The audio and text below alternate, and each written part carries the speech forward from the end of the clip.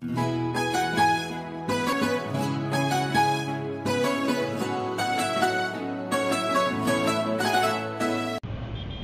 আলাইকুম, কেমন আছেন সবাই? আশা করছি আল্লাহর অশেষ রহমতে ভালো আছেন।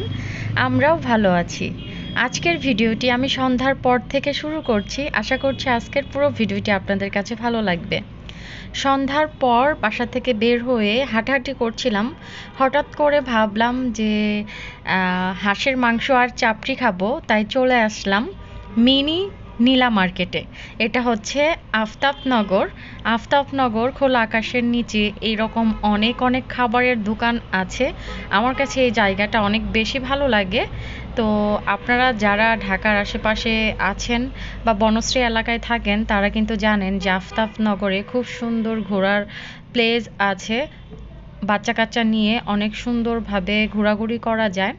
তো যদিও আগে যাওয়ার ইচ্ছা ছিল, কিন্তু যেতে পারিনি, কাজের চাপ ছিল বাসায়। আর তাই ভাবলাম যে সন্ধ্যার পরেই যাব, রাতের যে হালকা পাতলা খাবার সন্ধ্যার নাস্তা সেগুলো খেয়ে আসব। তো আমরা চাপটি খেয়ে তারপর এখান থেকে চা খেলাম আর একটা ডিম খাচ্ছি। আমার হাঁসের ডিম অনেক বেশি ভালো লাগে। আর একটা পিৎজা অর্ডার দিলাম, এটা হচ্ছে বাসায় পার্সেল নিয়ে যাব। আর এই যে ডিমটা খাচ্ছি, বাসায় সিদ্ধ করে খেলে আমার কাছে এতটা ভালো লাগে না, বাহির থেকে কিনে খেলে যতটা ভালো লাগে। আর এখন হচ্ছে আমরা এই যে হাঁটাহাঁটি করছি, এই আশেপাশে অনেক সুন্দর ফ্রেশ টাটকা সবজি পাওয়া যায়, এখান থেকে কিছু সবজিও কিনবো। তারপর হচ্ছে এই যে অনেক দিন পর এই পাতাটা দেখতে পেলাম, এটা হচ্ছে গন্ধ পাতিলি পাতা, আমাদের টাঙ্গাইলের ভাষায় বলে, এখন অন্য অন্য জায়গায় কে কী বলে জানি না। তো এটা অনেক দিন পর দেখলাম তাই কিনে নিলাম।